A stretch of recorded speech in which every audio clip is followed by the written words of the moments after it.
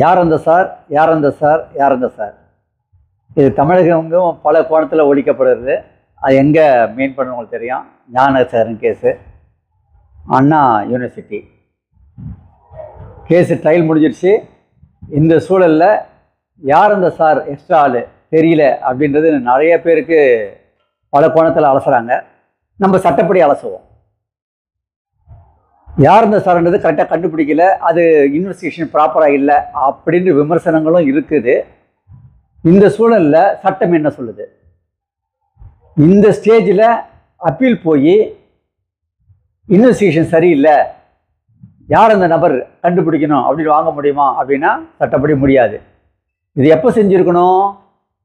Investigation bending இருக்கும்போது செஞ்சுருக்கணும்.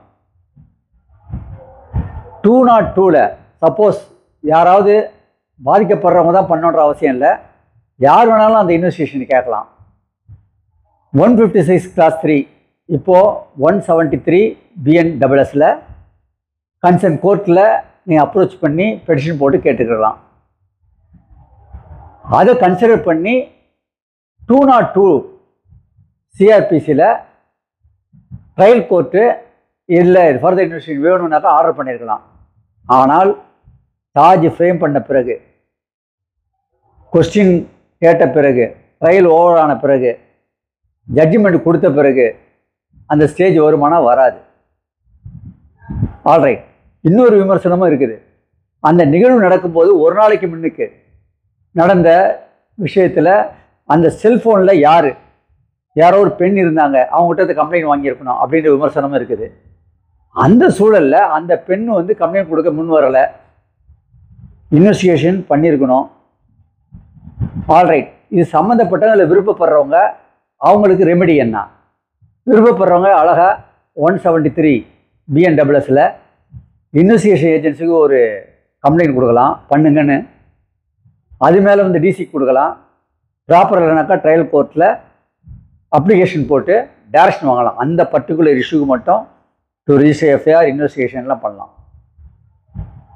அதை விட்டுட்டு அப்பீலில் அதை பண்ண முடியுமா அப்படின்னா நிச்சயமாக முடியாது. இது நம்பர் 1. இன்னொன்று நான் கிளியர் பண்ண விரும்புகிறேன். 202லையும் CRPCயில் ஃபர்தர் இன்வெஸ்டிகேஷன் போட்டிருக்காங்க. 173(8) CRPCலையும் ஃபர்தர் இன்வெஸ்டிகேஷன். ரெண்டுக்கு என்ன வித்தியாசம் அப்படின்னாக்கா, இன்வெஸ்டிகேஷன் முடிஞ்ச பிறகு ரிப்போர்ட் ஃபைல் பண்ணுறாங்கல்ல மேஜிஸ்ட்ரேட்டுக்கிட்ட, அந்த டைமில் மேஜிஸ்ட்ரேட் ஹேஸ் 3 ஆப்ஷன்ஸ். ஒன்று அதை அக்செப்ட் பண்ணலாம், இல்லை அதை ரிஜெக்ட் பண்ணி ஃபர்தர் இன்வெஸ்டிகேஷன் போகலாம். அது ஃபர்தர் இன்வெஸ்டிகேஷன் 202ல பண்ணலாம். ஆனால் அந்த ஸ்டேஜுக்கு கடந்த பிறகு சுயமோட்டவாக பவர் எடுக்கிறதுக்கு கூட மேஜிஸ்ட்ரேட்டுக்கு பவர் கிடையாது. அதன் பிறகு ஃபர்தர் இன்வெஸ்டிகேஷன் வேணும்னா முடிவு பண்ண வேண்டியது யாருனாக்கா இன்வெஸ்டிகேஷன் ஏஜென்சி. அவங்க ரெக்வஸ்ட்டில் தான் கோர்ட்டு ஆர்டர் பண்ணும். இது எங்கே சொல்லியிருக்காங்க? சுப்ரீம் கோர்ட்டில் அமிர்தபாய்